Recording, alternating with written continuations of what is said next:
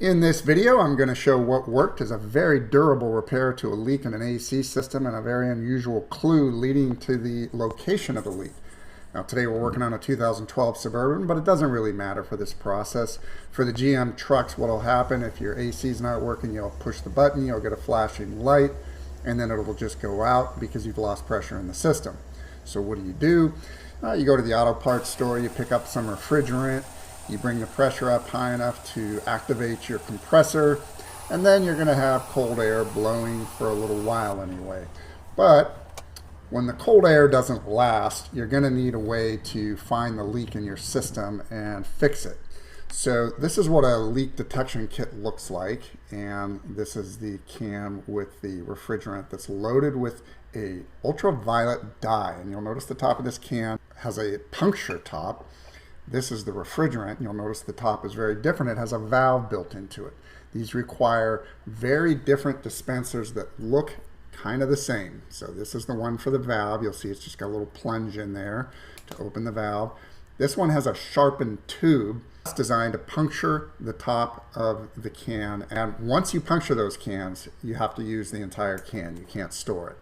So this is the flashlight. Now this is like a little black light, and this is our fluorescent goggles.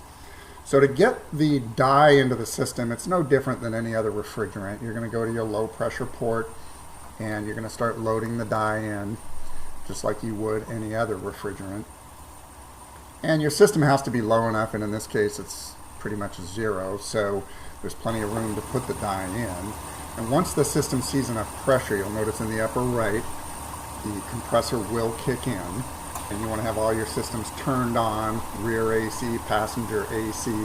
You want this dye to go everywhere so it'll show itself when you find the leak. And when you finish loading in the dye, your system should work. This is a refrigerant, and you'll just need to put a few miles on the vehicle before we get ready to check it for leaks. And this is what it looks like at the fill point. So you can see with the naked eye, you can see some of the dye, but believe me, the flashlight and the goggles help a lot. Now, to do our search, GM gifted us with an easily removable cover on top of the condenser and radiator. And we're going to go ahead and take these off. They're just little pressure tabs that lift up, easy to remove. And once you get that cover off, you're going to be able to see the back of the condenser, which is a good place to start searching. So we got our mood light going here, and these two ports here are what we're going to look into to see the back side of the condenser. And we're going to use our flashlight and our mood lighting with goggles. So we'll put on the yellow goggles and kill the lights. And I'm not going to make you sit through all this, but this gives us a clean line of sight on the back of the condenser. You can see here there's no issues. With the vehicle running, believe me, this dye shows up very bright green with this flashlight and the goggles, and we're not seeing any issues on the back side of this condenser. And again, I'm going to cut this a little bit short, but we go to the front, which we can easily see through the grill. And we can do a close inspection, and the front of the condenser looks fine as well. So now we can go under the hood, look at every visible AC line, high pressure, low pressure, anything you can get that flashlight on, looking for any signs of a leak. And then we're going to shut the engine off, and we're going to look at the compressor. This compressor was running seconds ago, so if there was a shaft seal leaking, it would have spun the dye off and we would see signs of it. And there are absolutely no signs of a shaft seal leak on this compressor. So now that means we have to go under the vehicle, and what we're going to do is we're going to look at the evaporator drain tubes. This is the forward drain tube. I already checked the rear. When an evaporator leaks, you're likely to see the dye coming through the drain port with the condensation. We're not seeing any signs of that here. So now what we're going to do is we're going to follow the lines to the rear climate control. So you've got both your AC and your heater lines here. And we're just going to take a close inspection of those lines all the way along the bottom passenger side of the vehicle in this case. We're not finding anything, no clues. And again, you would see a bright green fluorescent if there were a leak. So now we're at the rear suspension. And here's what I noticed. Putting the light on the shock here, you can see it looks like this shock has been spray painted with the dye. And in fact, on top of the axle, it looks pretty heavy. So what I'm going to do, I'm going to further investigate around the back side and see what it looks like around the other side of the shock.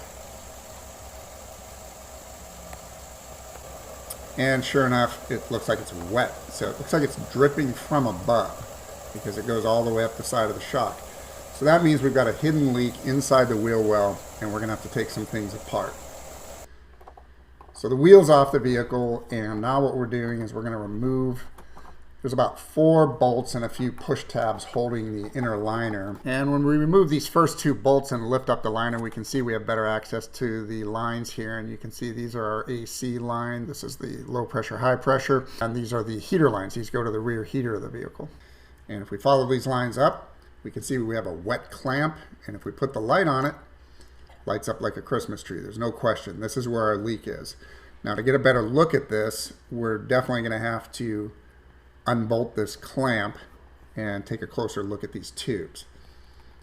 And this is almost certainly a result of galvanic erosion, meaning substances put on the road to melt ice. They get trapped up here. You can't rinse them because they're outside of the wheel well. And you can see how this is kind of a mucky mess in here. The pipe moves around a little bit, but what we're going to do is we're going to get the big chunks off with some brake cleaner so we can do a better inspection of it. But we're going to need to be able to separate these lines, and to do that we're going to have to uncouple the other clamp that's nearby. And once we do that, it's going to give us much better movement on these tubes. And what I'm going to do is put the high pressure tube, which is the small one, below the low pressure so that I can watch them when I start the vehicle. And we're going to see what the leak looks like. Is it one tube or both? With the vehicle running and our flashlight on the leak here, we can easily see that it's dripping, and this is what was happening. It was dripping onto the top of the axle and the shock, and that's what we discovered when we were under the vehicle. And in fact, now you can see a jet stream spray painting everything in the vicinity and creating a bright fluorescent cloud. Now, I'm not a big fan of stop leak, but I doubt if it would have done any good on this leak. So we're going to go ahead and shut the engine off and start sanding and prepping this high pressure tube for repair. I tried a couple of different compounds and nothing was taking this stuff off, so I'm just going to go ahead and sand it straight down to the metal. This will give us much better adhesion for repair, but it's also going to give us a better chance to inspect it. Now I'm going to go ahead and take a close look at this. You can see some of the pitting on here from the galvanic erosion, so it's like a sacrificial anode on a boat. It's just the molecules on the tube have extracted into the calcium chloride ice melt, and it caused some pitting, and eventually it caused a hole. So now when we start it up, watch what happens when the compressor kicks in.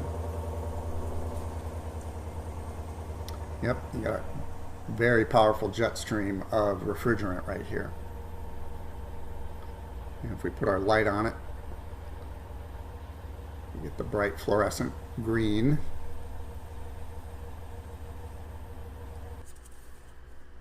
Okay, so now what I'm going to do is I'm going to mark this. I'm going to center the leak for a repair, and I'm going to transfer that mark laterally onto the low pressure line because I'm going to sand off everything on the surface. That mark's going to tell us where we want to center our repair, and you guessed it, JB Weld. Now, I have no concerns about JB Weld. I know I've heard people that have doubts about it, but surface preparation is everything and how you put it on. And you cannot have pressure in the system when you're doing this. When you first mix up JB Weld, you can see it's like a liquid. It's very thin. That's actually exactly what you want. That thin mix is going to penetrate and fill all the imperfections and pitting and the sanded surface with the JB Weld and give you an excellent adhesion. And after about 15 minutes, it gets a little easier to work with, but you definitely want to start putting it on while it's wet so you can fill in all of those surface imperfections. And I'm putting on a generous first coat. When it's done, this is what the first coat looks like. This is 2 hours, and you'll notice there's no bubbles because this system is completely depressurized from the leak. You don't have to vacuum the system out, but it can't build pressure or you may end up with bubbles in your patch. At 2 hours, now JB Weld needs 15 hours to cure. So at 2 hours, it's ready to receive a second coat with excellent adhesion. And that's what I'm doing, a generous second coat. And we're going to let that sit overnight. JB Weld says 15 hours, but I like to let it sit for about 20 hours to get a very good cure. And once it's had a chance to sit overnight, we can start the vehicle. And when we hit the AC button, what happens? Well, of course it's blinking because there's zero pressure in the system. So now it's time to start putting in the standard refrigerant. And if you don't know how to do that, go ahead and put it into one of your dispensers, in this case the one with the valve, and we're going to use the low pressure inlet on the vehicle.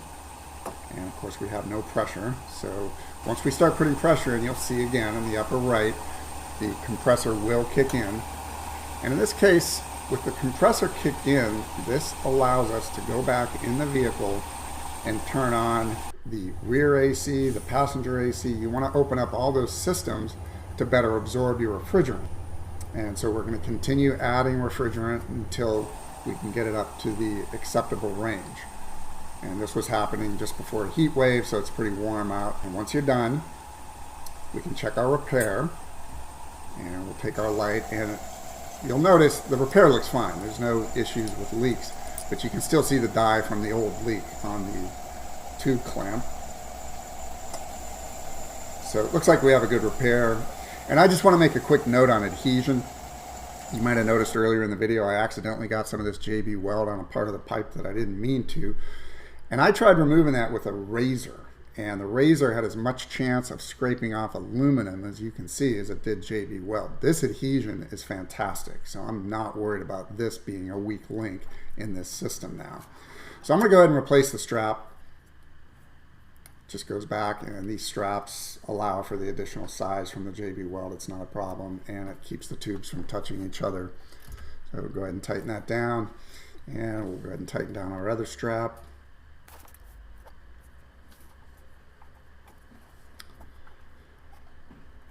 And once we've got those in place, we can put the liner back into place. And that's just 3 or 4 screws and 3 or 4 push tabs that are holding the liner in place. And once that's done, we can put the top back on our radiator. Super easy, just put the push tabs back on. Now after the repair, of course the system was working fine, but as usual I waited several weeks after the repair to make the video, and we can see here that it's still working and giving some very nice cold air readings. So if this helped you out, please do give a thumbs up and subscribe for future videos. And to help out anybody else trying to fix a system like this, please do share this video. Thanks for watching.